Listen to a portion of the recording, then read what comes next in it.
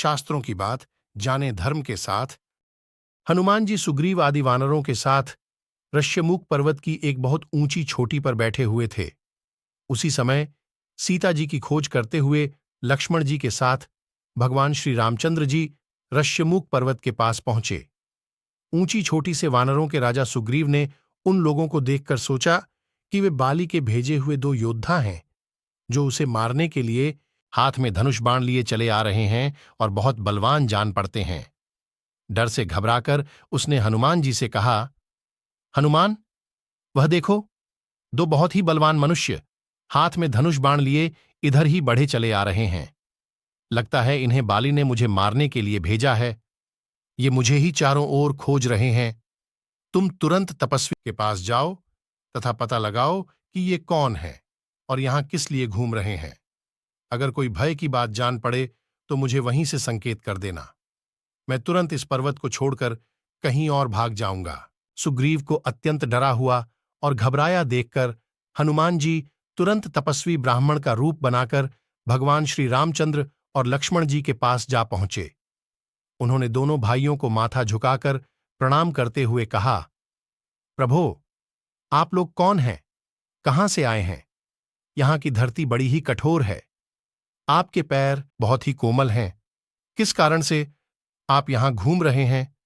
आपकी सुंदरता देखकर तो ऐसा लगता है जैसे आप ब्रह्मा, विष्णु, महेश में से कोई हों या नर और नारायण नाम के प्रसिद्ध आशी हों। आप अपना परिचय देकर हम पर उपकार कीजिए। हनुमान जी की मन को अच्छी लगने वाली बातें सुनकर भगवान श्री रामचंद्र जी ने अपना और लक्ष्मण जी का परिचय देते हुए कहा कि राक्षसों ने सीता जी का हरण कर लिया है। हम उन्हें खोजते हुए चारों ओर घूम रहे हैं। हे ब्राह्मण देव, मेरा नाम राम तथा मेरे भाई का नाम लक्ष्मण है। हम अयोध्या नरेश महाराज दशरथ के पुत्र हैं। अब आप अपना परिचय दीजिए। भगवान श्री रामचंद्र जी ने अपना और लक्ष्मण जी का परिचय देते हुए कहा कि राक्षसों ने सीता जी का हरण कर लिया है। हम उन्हें खोजते हुए चारों ओर घूम रहे हैं। हे ब्राह्मण देव, मेरा नाम राम तथा मेरे भाई का नाम लक्ष्मण है। हम अयोध्या नरेश महाराज दशरथ के पुत्र हैं। अब आप अपना परिचय दीजिए। भगवान, मुझसे मेरा परिचय क्या पूछते हैं? आपके चरणों की सेवा करने के लिए ही मेरा जन्म हुआ है। अब मुझे अपने परम पवित्र चरणों में स्थान दीजिए। भगवान श्री राम ने प्रसन्न होकर उनके मस्तक पर अपना हाथ रख दिया।